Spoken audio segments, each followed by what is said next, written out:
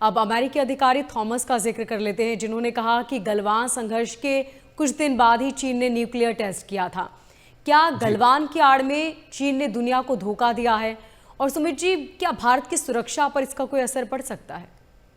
देखिए, ये एक बहुत बड़ी जो खुलासा आया है, ये मिस्टर थॉमस डेनानो है। ये डिप्टी सेक्रेटरी ऑफ स्टेट है, बड़े अधिकारी हैं, मतलब मान लीजिए जूनियर मिनिस्टर है, एमओएस के लेवल के।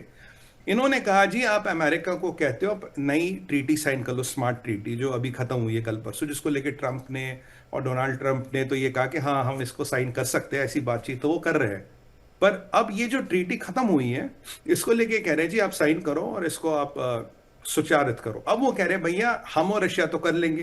पहले वो कहते हैं रशिया ने काफी अपना आर्सेनल डिक्लेयर नहीं किया, जो गलत है, जो अमेरिका ने किया है। दूसरा वो कह रहे हैं कि आप एक बात बताइए, अगर रशिया ने आर्सेनल डिक्लेयर नहीं किया, या चाइना का क्या करिएगा? चाइना ने तो किसी ट्रीटी को साइन करने से मना कर रहा है। तो बात आई, चाइना कहता जी आपके पास और अमेरिका के पास 87% वेपन है। भाई मैं तो छोटा मोटा सा बंदा हूं, मेरे पास छोटे से वेपन है 500-600, मैं आपसे कहां मुकाबला करूं? तब उस चीज को काउंटर करने के लिए जो मिस्टर थॉमस है, ये कहते हैं जी गलवान जब हुआ उसके एक हफ्ते बाद, ये डेट देते हैं 22 जून की 2020 की, यानी कि एक हफ्ते बाद बिल्कुल, अमेरिका ने एक अंडरग्राउंड न्यूक्लियर परीक्षण, सॉरी चाइना ने एक अंडरग्राउंड न्यूक्लियर परीक्षण किया।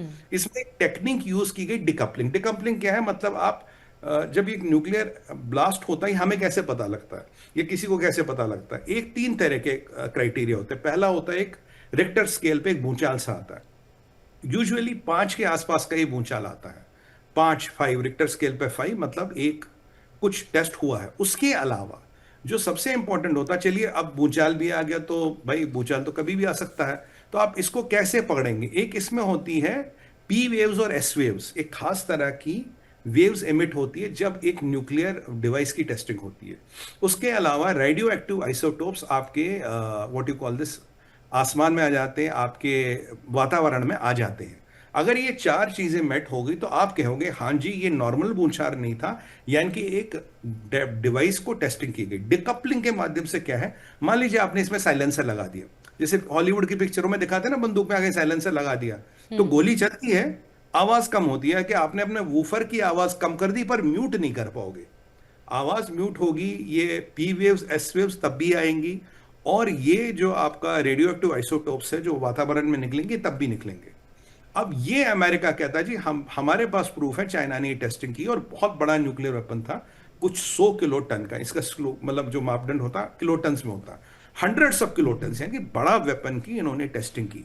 अब सवाल ये है, अगर ये उन्होंने टेस्टिंग की तो इसको हम कैसे देखें?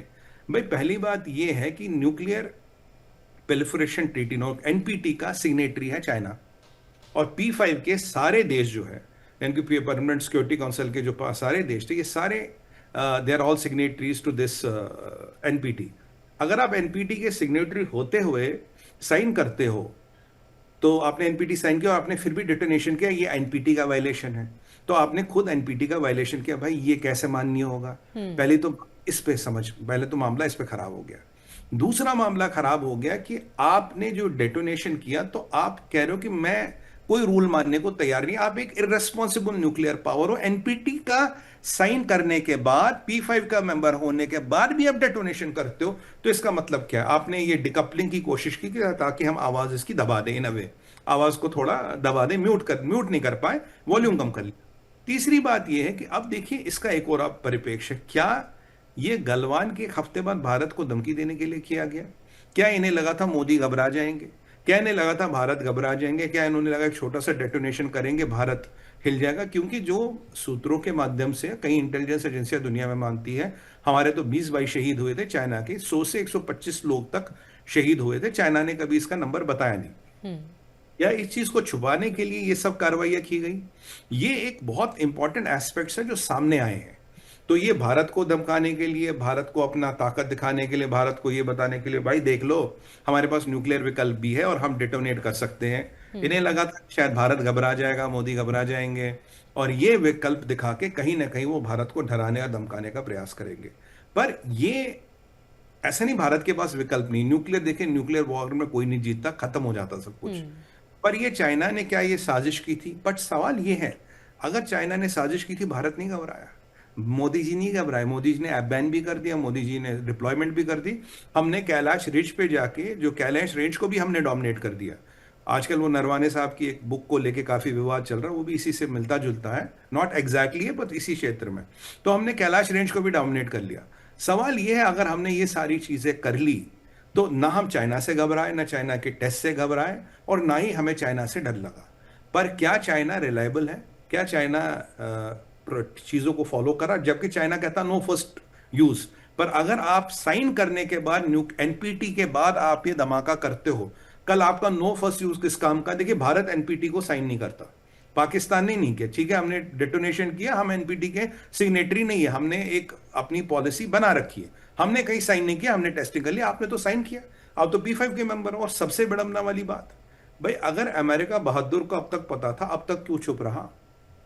इन्हें तब बताना चाहिए था, इन्हें इसको सार्वजनिक करना चाहिए था। या अब आपकी चाइना से रोटियां नहीं गल रही है, चाइना से आपकी बातें नहीं बन रही, अब आप इस चीज़ को सार्वजनिक कर रहे हो, इस चीज़ को बता रहे हो कि चलो ठीक है भाई, कोई बात नहीं, अब हमारा चाइना से कोई लेना देना नहीं, कोई हमारे विशेष चीज़ नहीं, अब हमारे नेशनल स्ट्रैटेजी डॉक्यूमेंट में चाइना हमारा नंबर 1 शत्रु बन गया, अब चाइना को एक्सपोज कर रहे। और मुद्दा यह है कि कहीं ना कहीं जो नई ट्रीटी होगी उसमें चाइना को भी लाना है, और यह दुनिया को दिखाना चाइना कितना रिलायबल है, चाइना कितना अनट्रस्टवर्दी है। और ये चाइना एक क्षेत्रीय इक्विलिब्रियम के लिए, क्षेत्रीय शांति के लिए एक बहुत बड़ी चुनौती बन सकता है। अगर ये डेटोनेशन हुआ, मुझे 100% पता है कि भारत को पता होगा, भारत इसे पब्लिकली बोले ना बोले, पर मैं भारत को और आज प्रधानमंत्री जी को सैल्यूट करता हूं। इस सब के होते हुए भी भारत के पैर नहीं डगमगाए, भारत घबराया नहीं, भारत ने बिल्कुल मुंह तोड़ जवाब दिया। और मैं कहता हूं, ये हिम्मत शायद किसी दूसरे नेता में या किसी दूसरी सरकार में, मैं दुनिया भर का आज स्कैन कर लूं ना, मुझे अब भी वैसा कोई व्यक्ति नहीं मिलेगा। क्योंकि एक न्यूक्लियर डेटोनेशन होने के बाद भी, एक हफ्ते गलवान के बाद, आपने वो दम दिखाया, वो आपने बहादुरी दिखाई, और भारतीय सेना ने वो वर्चस्व दिखाया कि चीनियों के तो होश उड़ गए। ये चीजें बड़े सराहनीय है। पर एक बात तो जरूर है मोनिका जी, कि लगता तो है दाल में कुछ काला, क्योंकि ये बंदा जो क्लेम कर रहा है, ये छोटा व्यक्ति नहीं है, ये मिनिस्टर है, मतलब मिनिस्टर ऑफ स्टेट लेवल का बंदा है। और अमेरिका का विदेश मंत्री, जूनियर विदेश मंत्री अगर ये चीज बोले, तो बात में कुछ वजन तो होगा। बिल्कुल।